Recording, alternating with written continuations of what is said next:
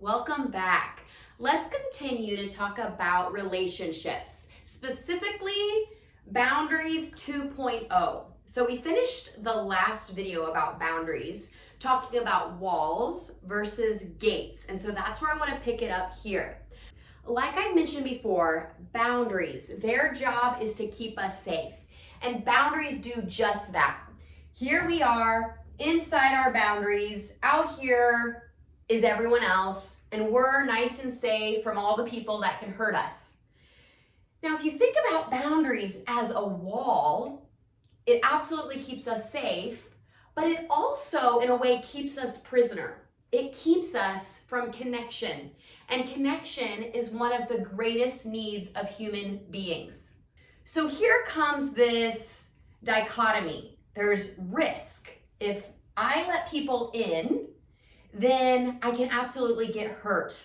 And in a way, I'm exposed. And so it's not very safe. But at the same time, if I keep these walls up, I don't get the reward of connection, of being known. And so there's this no risk, no reward. If I don't risk the capability of getting hurt and hurting other people, I also don't gain the reward of connection and belonging and feeling loved and being known. And again, this is one of our most deepest needs as human beings. Without one, I can't have the other. Without risk, I can't have reward. So that leads me to the question, how can I have both? How can I stay safe and also gain connection? And the answer to that is we build a gate. So here's our boundary. We allow a gate. And with a gate, we allow the possibility of people coming in and allowing us to connect with them. Now, hear me. Remember, this is absolutely still a risk. No one is perfect. Do you remember rule number 1 in relationships? Interacting with other human beings requires hurt. So absolutely, by allowing someone in to get closer to us, by opening up a gate for them, we are still risking hurt. However, no risk, no reward. So my thought process is, how can I mitigate risk? How can I take a calculated risk? How can I gain the most connection while also having the least possibility of hurt? What I would offer you is to create a passcode. When you think about your gate, I want you to think about having a modern gate. Do you know those gates that have the little access code you have to know and enter in before the gate opens and allows you in? Well, we each have one of those passcodes. And I want you to think about your passcode as basically your value system. And I want you to think about your value system when it comes to connection and relationships and the people that are closer to you. What do you value in those types of relationships? And that value system, once you really line it out for yourself, it serves as a filtering system from any Joe Schmo out on the outside to come and have access to you.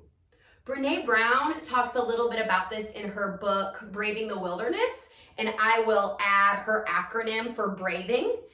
For her, it's basically earned trust. And so how do other people get to earn your trust? And how do you get to earn other people's trust? Because I would argue in relationships, one of my value system is it gets to go both ways. I don't just get to take. I also get to give. For me, relationships are about a give and a take. And so the same value system that I am expecting of other people, I also get to show up and to give them the same treatment. So your homework is to create your own individual passcode. Now, before we close out this video, I want you to remember that this gate gets to go both ways. Sometimes people come in, whether they're safe or unsafe, and it's just not working out in here. And so the gate gets to go both ways. Sometimes we let people in, we realize it doesn't work, and we absolutely get to let people back out of the gate. But with that, I want you to consider, right, going back to rule number 1, even safe people that are in close with you, they are going to hurt you at times. And so we get to decide if we are just going to kick them right back out, or if the connection is worth it. If the connection and the belonging and the being seen and the being loved and the being known is worth working it out, forgiving. And I would argue that when we really work that out for the people that are worth working it out with, those connections grow even stronger. And where we're going to pick this video up next week is that we have layers. It is not just people are in or they're out. We are complicated beings. So we most likely have layers around us. We have our inner circle. We have people that are maybe not in our inner circle, but they're not any Joe Schmo out on the street. And so next week we are going to talk about creating a target and how to work within that target.